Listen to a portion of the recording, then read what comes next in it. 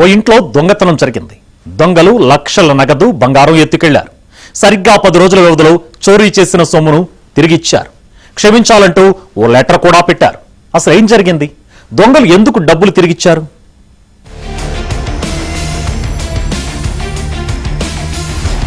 పల్నాడు జిల్లా నర్సరావుపేటలోని ఓ అపార్ట్మెంట్లో దొంగతనం జరిగింది. గత నెల 30వ తేదీన దొంగలు ఓ ఇంట్లోకి చొరబడి భారీగా సొమ్ము నగదును ఎత్తుకెళ్లారు. ఇంట్లో ఎవరూ లేని సమయంలో 317 గ్రాముల బంగారం, 21 లక్షల నగదును అపహరించారు. ఇంటి కుటుంబ సభ్యులు వచ్చి చూసి ఆందోళన చెందారు.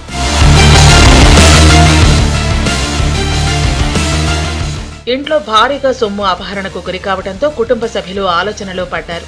ఎవరు చేశారో కనుక్కోవాలని భావించారు. తమకు తెలిసిన ఓ మాంత్రికుడిని ఆశ్రయించారు. మంత్రగాడితో ఇంట్లో పూజలు చేయించారు. అపార్ట్మెంట్లో ఉండేవారే చోరీ చేసి ఉంటారని మాంత్రికుడు అనుమానం వ్యక్తం చేశాడు.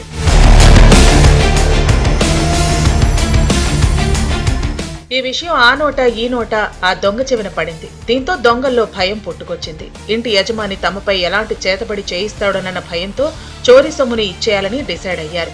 చెప్పుల స్టాండ్లో డబ్బును పెట్టి వెళ్లాడు. తన వాటాకు 19 లక్షలు వచ్చాయని తమను క్షమించాలంటూ దొంగ ఓ లెటర్ కూడా పెట్టి వెళ్లాడు.